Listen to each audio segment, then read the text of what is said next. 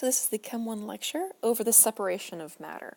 So before, you've now learned how to classify matter into things like pure substances and mixtures, or you can classify pure substances as elements and compounds.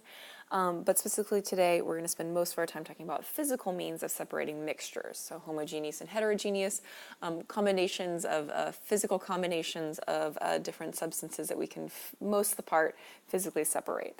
So since mixtures contain two or more substances that are physically combined, they can be separated by physical means.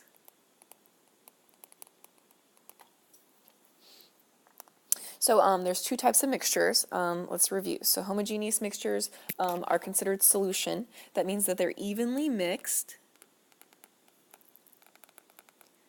right? And they look like one substance. They look like one thing. But we really know that it is more than one thing physically combined. Heterogeneous mixtures are unevenly mixed. So you can see the individual components there. And sometimes you have to look at your mixture and figure out, is this homogeneous or heterogeneous? Because you're going to choose a different separation technique based on what type of mixture it is. So the first separation technique we're going to talk about is filtration. You guys have probably done this. If y'all make coffee or your parents make coffee, you have done filtering before. So filtering separates heterogeneous mixtures of solids and liquids. And it does that by, separates mixtures of solids and liquids that are heterogeneous. And it does that by, you have a piece of filter paper, and you're going to pour that liquid in, and again, it's going to be liquid and solid mixed together, and the solid is going to be trapped in the filter paper while the liquid is allowed to drip through. So that's your coffee right there. You put the coffee grinds in there, you pour out water through it, and you get coffee. The liquid comes out, and thankfully those coffee grinds stay inside the coffee filter. What do you guys think would happen if you poured a solution through filter paper? Well, a solution, that is a homogeneous mixture.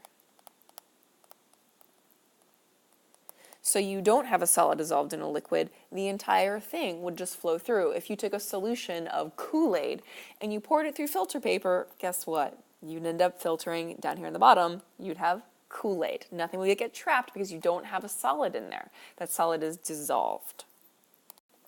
Next is evaporation or boiling, and these are a little bit different. Technically, evaporation happens below the boiling point, and boiling would be as you're adding heat, and you reach that point where you're able to get bubbles forming. But both of these would only separate solutions, so that's homogeneous mixtures of solids dissolved in liquids here.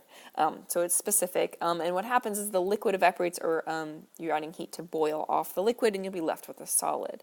So this would be a good thing to do if you had that Kool-Aid and you wanted to get the water out, or if you just had salt water. If you boiled salt water, all the water would leave, right? So it would boil off, and then you'd end up in your pot. You actually have a bottom of some salt crystals at the bottom. So if a solid dissolves in a liquid, then evaporating and boiling are really a simple and great method to separate them, although you won't have the liquid anymore. The liquid will be in the air as vapor. Next is centrifuging, and this is a fun one, and it separates substances by their physical property of density, and the catch is one substance has to be a liquid for this to happen. So the more dense substance will go to the bottom. So a centrifuge, you can see we've got a rotor. Look at these pictures here. We've got a rotor that's round, and you can put test tubes around in that rotor, and then it spins really, really fast. And as it spins, the more dense thing is forced to the bottom, which is the solid. And then the least dense, the liquid, will go at the top. So the liquid on the top is called a supernatant. Okay, it's the liquid on the top. And the solid on the bottom is called a precipitate.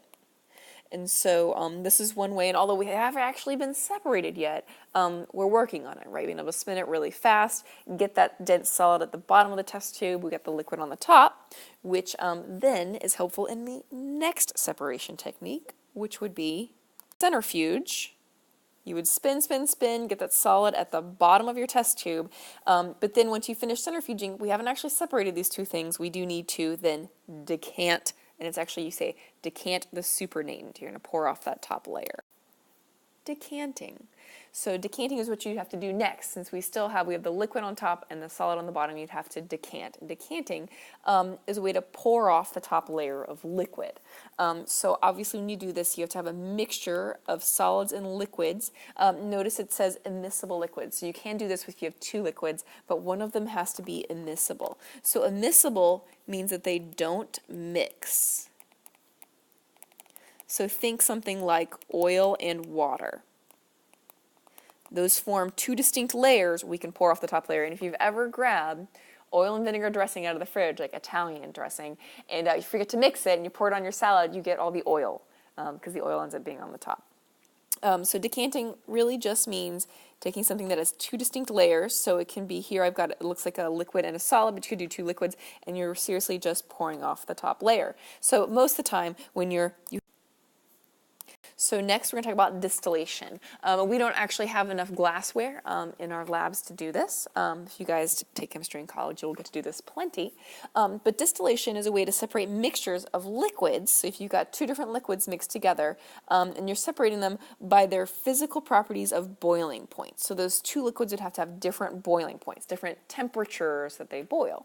Whichever liquid has the lower boiling point would boil off first, and then be collected in a collection flask. So if you look at the image here, we've got our solution. So we've got a mixture of more than one liquid with different boiling points. So whichever one has the lowest boiling point would once we got to that temperature from adding heat down here, would turn into a vapor. But then as the vapor travels down into this thing called a condenser, it's going to condense into a liquid again, and we're able to actually collect it into a separate container. So we were able to separate those two guys based on their different boiling points. The liquid at the higher boiling point would then be left.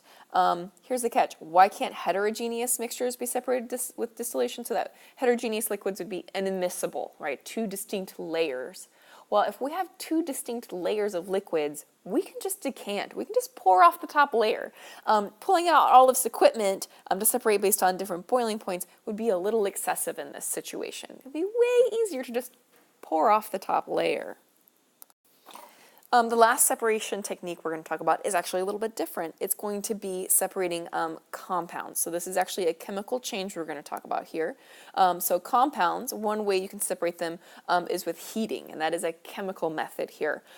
So unlike just boiling off water, if we're heating something, we're actually breaking apart. So here, for example, I've got a compound. I can see that I have two elements bonded together, Mg and O. If I add heat, I can see that I'm going to break it apart into two separate elements. So that is a chemical change. We're actually be able to break them apart. Heating is the only chemical separation technique we're going to discuss at this point. And it's because at the end of separation, you have different products than what you started with. I have two different things with different properties.